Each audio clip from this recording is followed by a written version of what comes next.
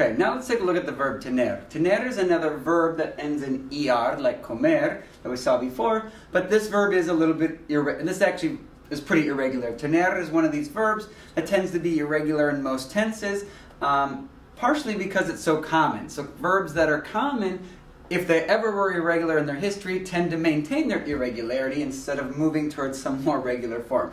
So if we first just form the verb tener, well, so what does it mean? To have, right? So that can be used with possession, to have something, or we'll see it also combines with other words to form these expressions. Tengo is the yo form. The irregular part here, this forms a group of verbs that I sometimes refer to as go verbs, verbs that end in er, or ir, that go to go in the yo. In the to form, we have tienes. We notice a little bit of vowel change here, so the stressed E to IE, tienes. In this form we get tiene. Okay, again we have this vowel change here, E to IE. Nosotros. This is common phenomena here. If you have a verb that is changing this vowel in the to form and the ele usted form, tiene, tienes, back in the nosotros and vosotros, we lose the stem change. So tenemos, we notice that this vowel is also no longer stressed, right?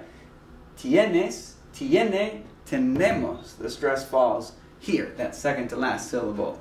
Vosotros, tenés, again where this isn't accented, we don't have the stem change. And then tienen. So as you can see, again we have o, es, e, hemos, es, en, typical of our er verb forms in the present tense, but we have a little bit of a stem change going on in a couple of these forms. And then in the yo form, we get that go thing happening. So let's look at how to use the verb tener. You can talk about that you have something. Tengo un libro de español. I have a Spanish book. Or, as your book will go through the distinctions here in chapter 3, between having to do something and feeling like doing something. So obligation, tengo que, versus just desire, tengo ganas de. What do we do to make these sentences? We have the verb tener in whatever form you need, and you add the word que, tengo que. What do you have to do? The infinitive of the verb is what we use to form the sentence. So what is the infinitive? If you remember, it's the actual, just the raw form of that verb, either ending in AR, ER, or IR. So maybe you have to study. You would say tengo que estudiar. You don't form this verb. It's combined with this verb here into a phrase. This is typical of the verb tener. It likes to make phrases. It's kind of a light verb, has little semantic meaning on its own, so it is able to form other kinds of expressions, not necessarily related to that meaning of possession or have.